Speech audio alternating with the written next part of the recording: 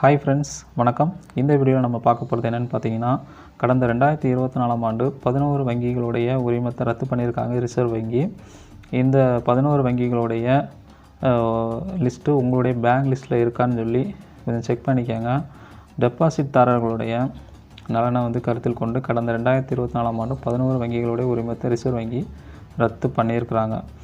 வாடிக்கையாளர்களுடைய நலனை பாதுகாப்பதில் ரிசர்வ் வங்கி அடிக்கடி கூடிய ஆர்வம் காட்டிட்டு தான் இருக்கிறாங்க. ஏன்னா அப்படி தான் இந்த 11 வங்கிகளுடைய உரிமத்தை ரத்து பண்ணியிருக்கிறாங்க.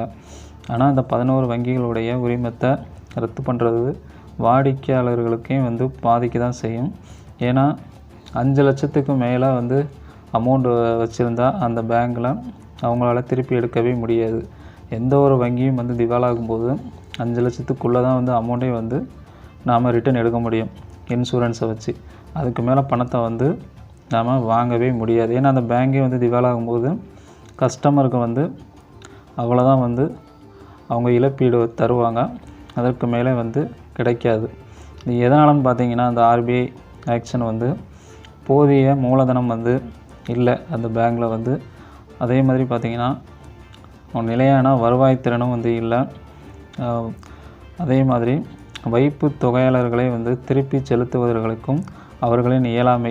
இந்த மாதிரி வங்கி ஒழுங்குமுறை சட்டம் 1949 கீழ் பல விதிகளை மீறுவதற்கு வழிவகுத்திருக்கிறாங்க. ஸோ இதன் விளைவாக தான் பார்த்திங்கன்னா பொதுநலன் கருதி மத்திய வங்கி இந்த உரிமத்தை அவங்களுக்கு ரத்து பண்ணியிருக்கிறாங்க. மேலும் இந்த 11 வங்கிகளுடைய லிஸ்ட்டை இப்போ பார்த்துடலாம். துர்கா கூட்டுறவு அர்பன் வங்கி லிமிடெட், விஜயவாடா, ஆந்திர பிரதேசம். அடுத்து ஸ்ரீ மகாலட்சுமி மெர்கண்டைல் கூட்டுறவு வங்கி லிமிடெட், தபாய், குஜராத். அடுத்து ஹரியூர் நகர்ப்புற கூட்டுறவு வங்கி லிமிடெட், ஹரியூர், கர்நாடகா. அடுத்து ஜெயபிரகாஷ் நாராயண் நகரி சககாரி வங்கி லிமிடெட், பாஸ்மத் நகர், மகாராஷ்டிரா. அடுத்து சுமேர்பூர் மெர்கண்டைல் நகர்ப்புற கூட்டுறவு வங்கி லிமிடெட், சுமர்பூர், பாலி, ராஜஸ்தான்.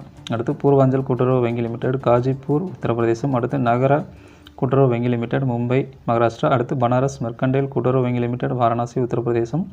அடுத்து சிம்சா சககாரி வங்கி நியமித்ரா, மத்தூர், மாண்டியா, கர்நாடகா. நெக்ஸ்ட்டு ரோவகொண்டா கூட்டுறவு நகர வங்கி லிமிடெட், ஆந்திர பிரதேசம். அடுத்து தி மகா பைரப் கூட்டுறவு அர்பன் வங்கி லிமிடெட், தேஜ்பூர், அஸ்ஸாம். இந்த 11 வங்கிகளுடைய லைசன்ஸ் தான் இப்போ ஆர்பிஐ கேன்சல் பண்ணியிருக்கிறாங்க. இதனால் பார்த்திங்கன்னா டெபாசிட் இன்சூரன்ஸ் மற்றும் கிரெடிட் கார்ப்பரேஷன் சட்டம் 1961 கீழ் பார்த்திங்கன்னா இதற்கு இழப்பீடு பெற அந்த வங்கி வாடிக்கையாளர்களுக்கு முழு உரிமையும் இருக்க தான் செய்து 5 லட்சம் வரை அவங்க இழப்பீடு கோரலாம். ரிசர்வ் வங்கியோடைய இந்த முடிவு பார்த்திங்கன்னா இந்திய வங்கி அமைப்போட அந்த ஒருமைப்பாட்டை வழிவகுக்க தான் செய்யுது. ஏன்னா மக்களோட நலனை கருத்தில் கொண்டு தான் இந்த முடிவை அவங்க எடுத்திருக்கிறாங்க. ஸோ இப்படி அடிக்கடி பார்த்திங்கன்னா ஏதாவது ஒரு வங்கியோ நிதி நிறுவனமோ ஆர்பிஐ லைசன்ஸ் கேன்சல் தான் பண்ணிகிட்ருக்குறாங்க. ஏன்னா வாடிக்கையாளர்களுக்கு தகுந்த ஒரு இது இல்லை. அதாவது எப்படிலாம் அவங்களுடைய நிறுவனத்தை இது பண்ணுறாங்கன்னா கிட்டன மறைமுகமாக சார்ஜஸ் போடுறது. இந்த மாதிரி நான் ஆல்ரெடி நிறைய வீடியோவில் சொல்லியிருப்பேன். ஏன்னா இப்படி தான் பண்ணுறாங்க.